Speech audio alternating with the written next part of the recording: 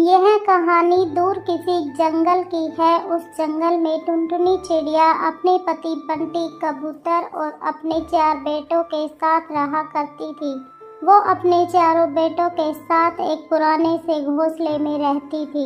कुछ दिनों के बाद टुनटुनी ने एक और अंडा दिया। टुनटुनी चाहती थी कि उसके इस अंडे से भी बेटा ही निकले। वो बंटी कबूतर से कहती है, बंटी जी, आप देखना, हमारे इस अंडे से भी बेटा ही निकलेगा। फिर हम 5-5 बेटों के माता पिता होंगे और फिर जंगल के सारे पक्षी हमसे डरेंगे, क्योंकि हम 5 बेटों की माँ और पापा होंगे। टुनटुनी, ऐसा भी तो हो सकता है कि हमारे इस अंडे से बेटी ही निकले। बंटी जी, अगर कुछ अच्छा नहीं बोल सकते हो तो चुप रहो, क्योंकि मुझे बेटी बिल्कुल भी पसंद नहीं है और मुझे पूरा यकीन है कि इस बार भी मेरे अंडे से बेटा ही निकलेगा। और फिर बंटी भोजन ढूंढने चला जाता है। टुनटुनी के पहले से ही 4-4 बेटे थे, फिर भी वो इस बार भी बेटे की उम्मीद लगाए अंडे के पास बैठी हुई थी। टुनटुनी अपने बेटों से बहुत प्यार करती थी। मेरे तो बेटे ही मुझे भोजन लाकर देंगे और मेरे बुढ़ापे का सहारा बनेंगे।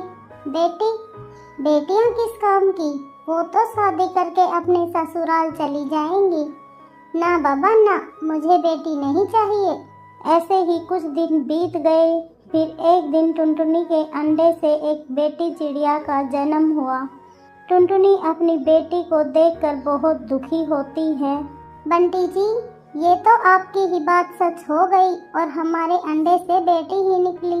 अब आप ही करना इसकी देखभाल, मुझसे नहीं होगी इसकी देखभाल। मैं इतनी मुश्किलें उठाकर इसे पालूं और ये जब मेरा काम करने लायक और बड़ी हो जाएगी तो किसी और के घर चली जाएगी।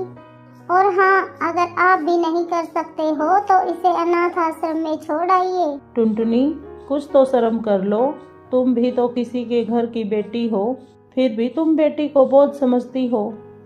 इतना कहकर बंटी भोजन लेने चला जाता है और इधर टुनटुनी अपनी बेटी को अकेले ही एक घोंसले में छोड़ देती है।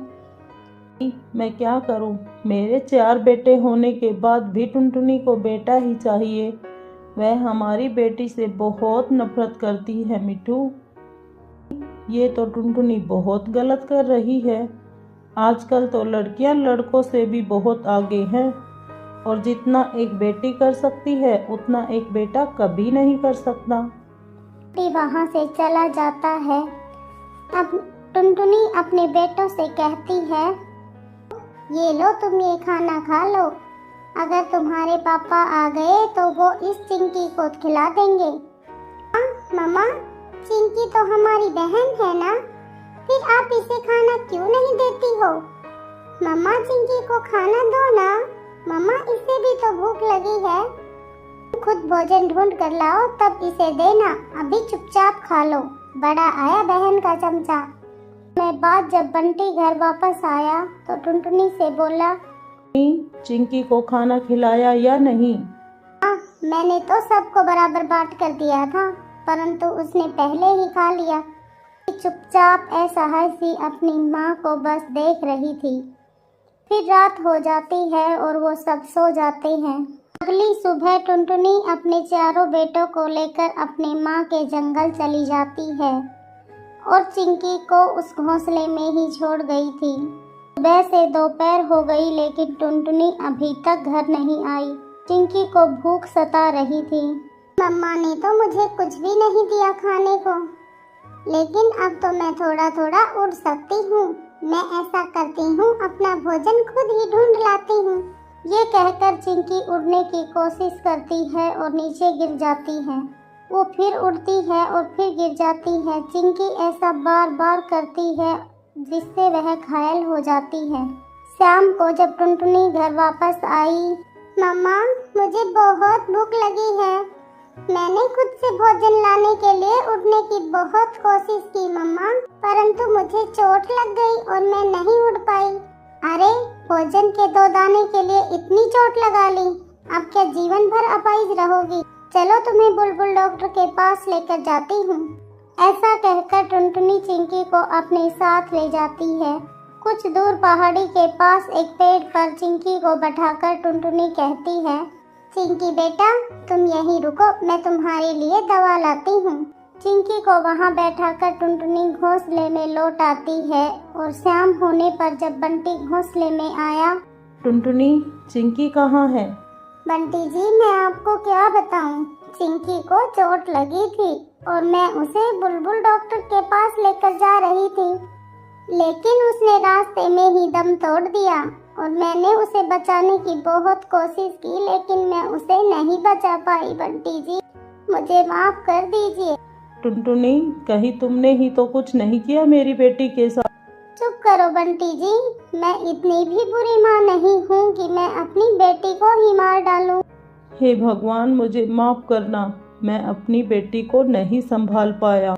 दूसरी तरफ चिंकी वहाँ बैठे बैठे रोए जा रही थी, तभी वहाँ कालू कौवा आया। चिंकी को रोता देख कालू उसके पास गया। बेटा तुम्हारा क्या नाम है? तुम इतनी रात को यहाँ क्या कर रही हो? और तुम्हारे मम्मा पापा कहाँ हैं? अंकल मेरा नाम चिंकी है। अंकल मेरा इस दुनिया में कोई नहीं। फिर चिंकी ने सारी बातें कालू कौवा को बताई। चिंकी की बातें सुन कालू कौवा को बहुत आश्चर्य हुआ और वह चिंकी को अपने घर ले आया। कालू और गौरी की शादी को काफी साल हो गए थे, लेकिन अभी तक उनके कोई संतान नहीं थी। गौरी कौवी ने चिंकी का बहुत ख्याल रखा और वो धीरे धीरे उसे अपने बेटी की तरह ही रखने लगे। कालू और गौरी को भी संतान के रूप में एक बेटी नसीब हुई।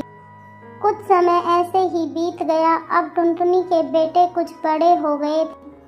एक दिन कुक्कू अपनी मम्मा से कहता है, मम्मा मम्मा मैं कल आपके लिए भोजन लाया था, आज आप गोलू को भेज दो। इतना सुनते ही गोलू ने कहा, मम्मा आज बाहर बहुत बारिश हो रही है, आज आप सोनू और मोनू को भेज दो। अपने बेटों की ये बातें सुनकर बंटी ने कहा, देख लिया टुनटुनी, तुमने तो बहुत लाड प्यार से अपने बेटों को पाला था ना, परंतु इन्होंने तो आज से ही अपना रूप दिखाना शुरू कर दिया। वो ऐसे बातें कर ही रहे थे, बारिश से उनका घर टूट गया। घर गिरने की वजह से टुनटुनी के 2 बेटों की मौत हो गई और बंटी और टुनटुनी के घर के नीचे दब जाने से उनके पंख घायल हो गए। इस कारण वो दोनों ही उड़ नहीं पा रहे थे। अपने बेटों के जाने के गम में खुश टुनटुनी बस रोए ही जा रही थी। टुनटुनी अब बस भी करो और चुप हो जाओ। तुम्हारे रोने या गिड़गिड़ाने से तो हमारे बेटे वापस नहीं आ सकते ना।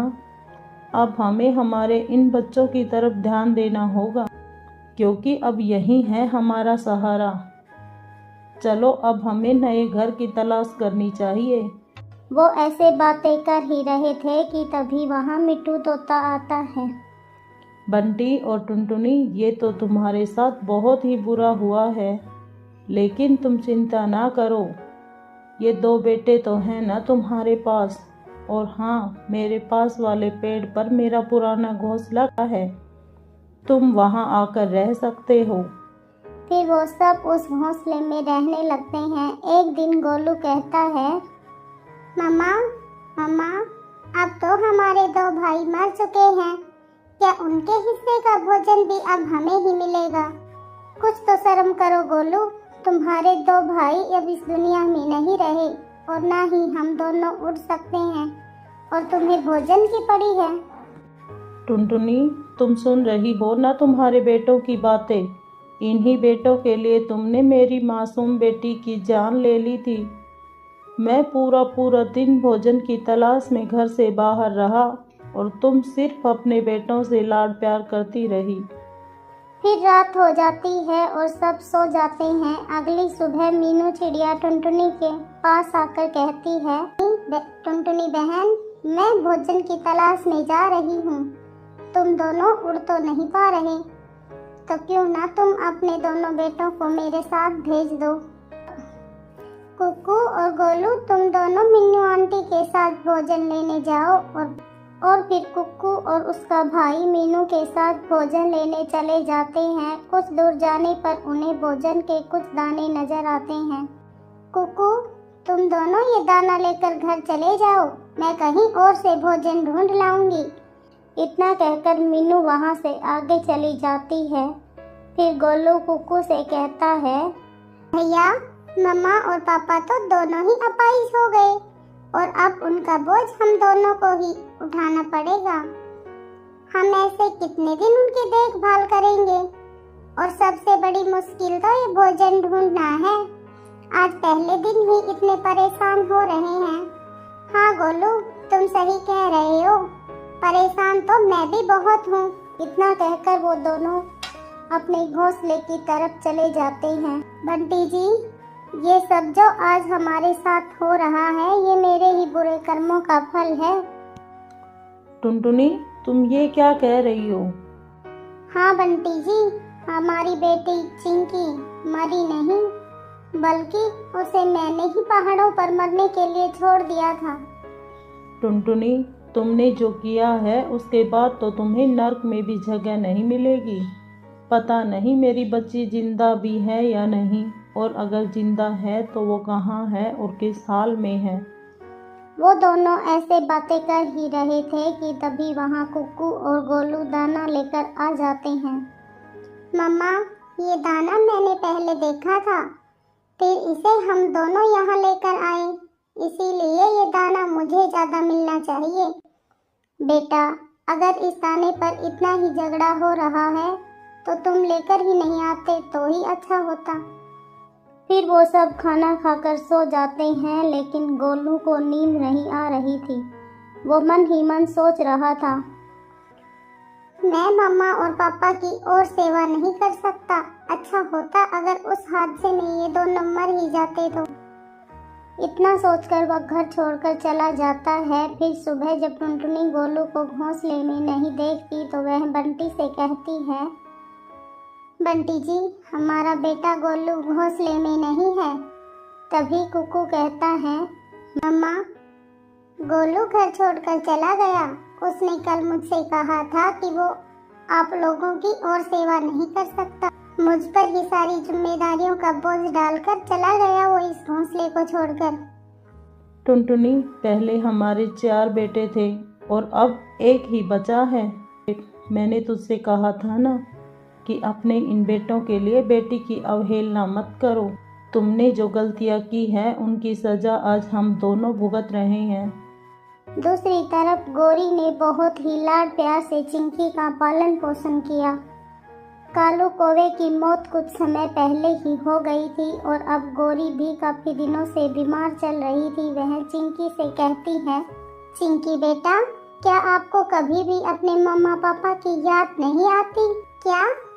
मम्मा, आज आप ये क्यों पूछ रही हो? बस बेटा, ऐसे ही मन किया तो पूछ लिया।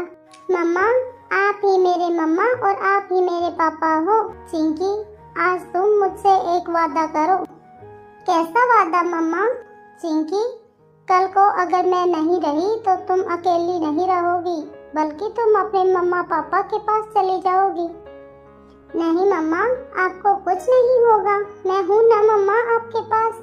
मुझसे वादा करो बेटा कि तुम अपने मम्मा पापा के पास चली जाओगी। नहीं मम्मा, मैं रहना तो आपके साथ ही चाहती हूँ, परंतु अगर आपको इस वादे से खुशी मिलती है तो मैं आपसे ये वादा करती हूँ कि आपके जाने के बाद मैं अपने मम्मा पापा के पास चली जाऊँगी। इतना सुनते ही गौरी अपनी आंखें बंद कर लेती है और वो हमेशा हमेशा के लिए इस दुनिया को छोड़कर चली जाती है। इधर कुक्कू भी भोजन लेकर अभी तक घर नहीं आया था। टुनटुनी और बंटी समझ गए थे कि कुक्कू ने भी ये घर छोड़ दिया। बंटी ने टुनटुनी को कहा, देख लिया, जिन बेटों के मोह में आकर तुमने अपनी फूल सी बच्ची को छोड़ दी, आज वो बेटे ही तुम्हें छोड़कर चले गए। बंटी जी, मुझे माफ कर दो। आज मुझे एक बेटी की अहमियत पता चल गई। मुझे माफ कर दो बंटी जी। अगर आज हमारी बेटी होती तो वो हमें इस हालत में कभी छोड़कर नहीं जाती और ना ही हमारी ऐसी हालत होती। वो ऐसे बातें कर ही रहे थे कि तभी वहाँ चिंकी आ जाती है। मम्मा मम्मा मैं आ गई मम्मा, मैं चिंकी। चिंकी तुम, मेरी बच्ची, मेरी जान, कैसी है तू? मेरी बच्ची कहाँ थी तू? चिंकी मुझे माफ़ कर दो बेटा।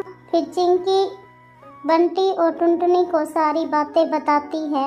टुनटुनी अपनी बेटी को गले से लगा लेती है और फिर वो तीनों खुशी खुशी उस घोंसले में रहने लगते हैं। प्यारे दोस्तों, कहानी कैसी लगी हमें कमेंट करके ज़रूर बताएं।